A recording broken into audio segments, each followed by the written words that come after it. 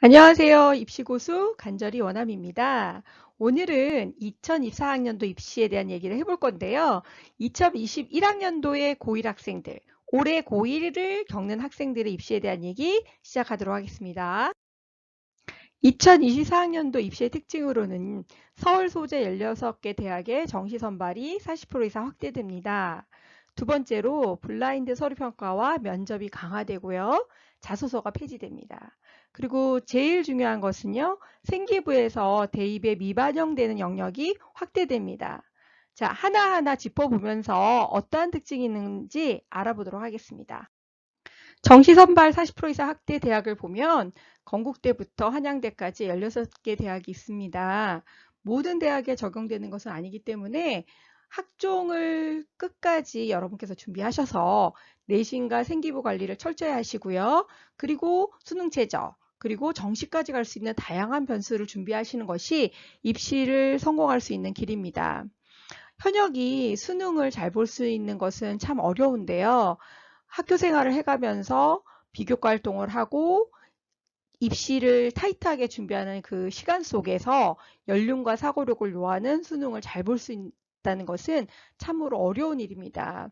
그리고 앞에 선배들의 예를 봐도 모의고사보다 수능을 잘 볼 수 있는 그 실제적인 데이터는 많지 않습니다. 그렇기 때문에 여러분께서 정시학대대학도 늘었지만 학종을 통해서 수시에서 입시를 끝낼 수 있는 좋은 현역에게 주어진 기회를 꼭 누릴 수 있도록 하셨으면 좋겠습니다. 블라인드 서류평가와 면접 강화에 대해서 말씀드리겠습니다. 정규 교육과정이 아닌 비교과 활동이 폐지되면서 학교 활동의 중요성이 대두되었습니다. 자율활동이나 진로활동이나 동아리활동이나 학교 내에서 정규 교육 과정 안에서 이루어지는 모든 활동에 적극적으로 참여하고 결과물을 내는 것에 중요성이 대두된 것이지요.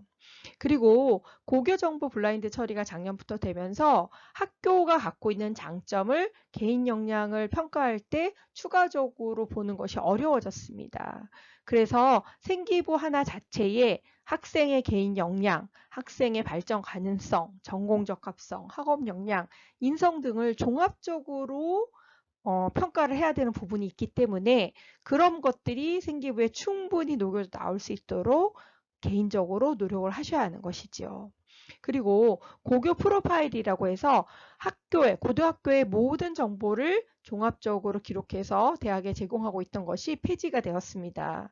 그래서 학교의 이름만 보고 이 학교의 수준이 얼만큼인지, 얼마나 좋은 학생들이 많은지, 서울대를 몇 명이나 보내는지, 모의고사 점수가 얼만큼인지 알고 있었던 정보들을 가지고 평가하는 것이 이제는 어려워졌습니다. 즉, 학교의 후광 효과가 차단되었다고 보면 되는 것이지요. 물론 생기부를 보면 고등학교 이름이 삭제되었어도 고등학교 명이 삭제된 상태로 보는 생기부에서도 충분히 이 학교가 어느 부류의 학교인지 어떠한 형태의 학교인지 알 수는 있습니다. 하지만 그러한 어떠한 숨겨져 있는 의미를 보고 평가하기보다는 드러나 있는 개인적인 역량을 평가하고 있기 때문에 학교에서 하는 것만 따라하는 것이 아닌 주도적인 계획과 참여로 개인의 역량을 드러내야 하고요.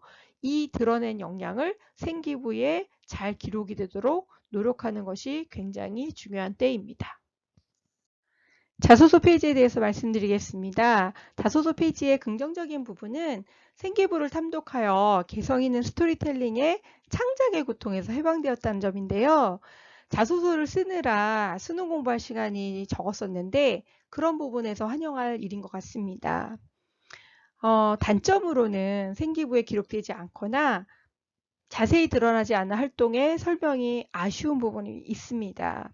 그리고 진로가 변경되거나 미인정 지각이나 미인정 결성을 한 경우에 우회적으로 상황을 설명할 수 있는 기회가 없어지는 것입니다. 학생이 학교 생활을 하다 보면 그 활동에서 성장을 이루거나 의미 있게 본인이 받아들인 부분이 있는데 그러한 부분들이 간단하게 기록이 된다면 조금 더 자신의 장점을 어필할 수 있는 기회가 없어지는 것이지요. 그러다 보니 생기부 자체의 활동, 생기부 자체가 굉장히 중요해지는 시기가 된 것입니다. 그래서 생기부 전체 활동의 확장성과 심화 활동의 단계별, 학년별 업그레이드가 굉장히 중요해졌습니다.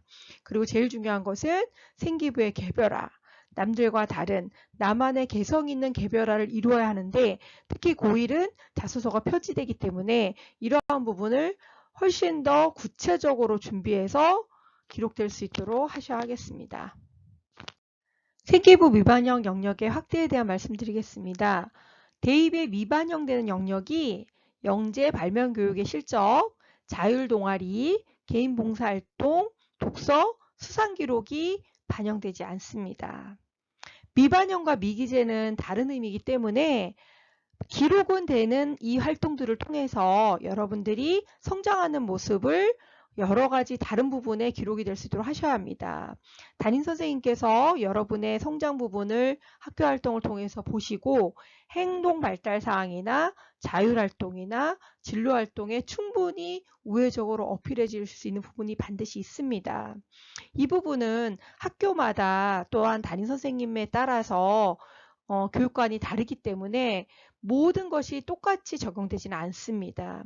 하지만 어떤 단체에서나 그 학생이 그 사람이 최선을 다해서 다양한 활동에 참여하고 적극적으로 결과물을 이루어낸다면 누구나 다 칭찬해주고 싶고 누구나 다 그 학생의 그러한 과정을 높이 평가할 것입니다. 그렇기 때문에 미반영된다는 부분을 가지고 참여하지 않거나 준비하지 않거나 전혀 긍정적인 어떤 태도를 보여주지 않는다면 중요한 생활기록부의 기록이 좋지 않을 수도 있습니다.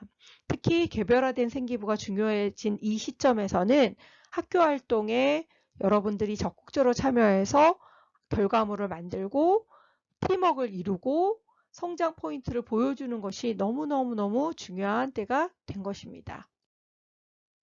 2024학년도 입시에 대해서 오늘 알아봤는데요. 변화가 많지만 학종, 특히 좋은 학생을 뽑고 싶은 대학의 기본적인 마인드는 바뀌지 않습니다.